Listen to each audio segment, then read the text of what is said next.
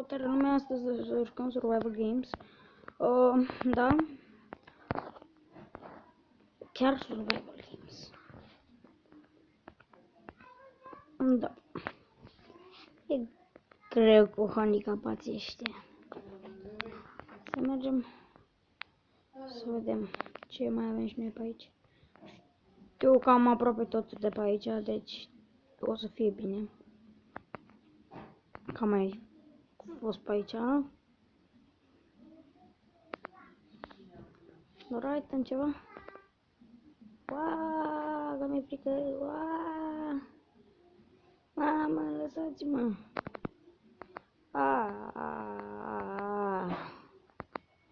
Mamă, ce frică mi-e de ăștia, că mă distrug ăștia, mă demolează.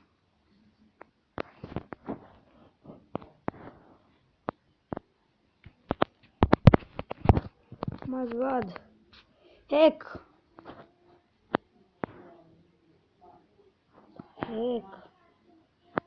Heck, man, heck. Avem un diamond, yes. Mi-e frică de hackerii ăștia, da?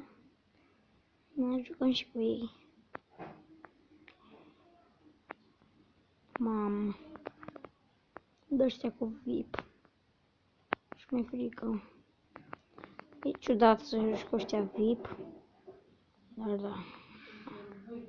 Uitați-l pe ăla. Lasă-mă, mă, nebunule. Lasă-mă! Bă, măcar să-mi lăsați și mie o armă, ceva pe aici. Dacă toți sunteți așa.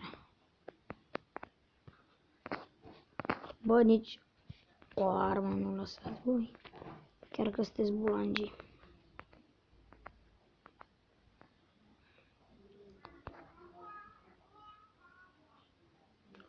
O, diamond.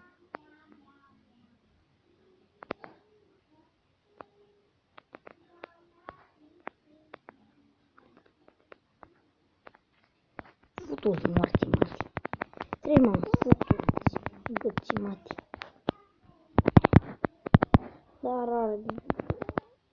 Mama, măti. Ația, măti. Avem două.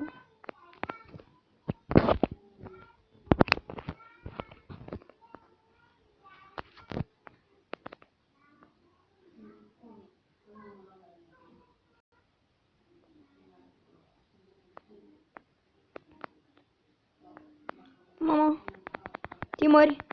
Timări boși. Timări. Și hackeri.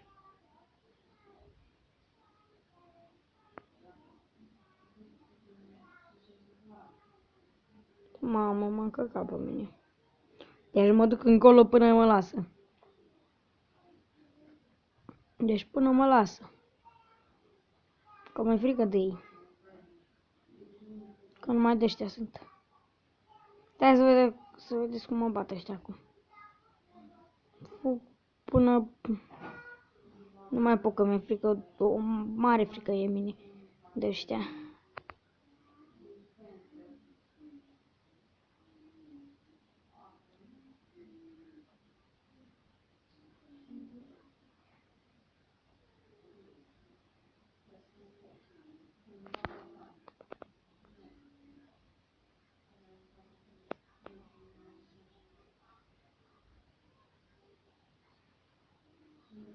Mamă, dacă mă mor, m-am ars. Deci mă duc încolo. M-a omorât. Da, lume, și cam atât episodul pe ziua de azi. Sper că v-a plăcut. Da, cam atât.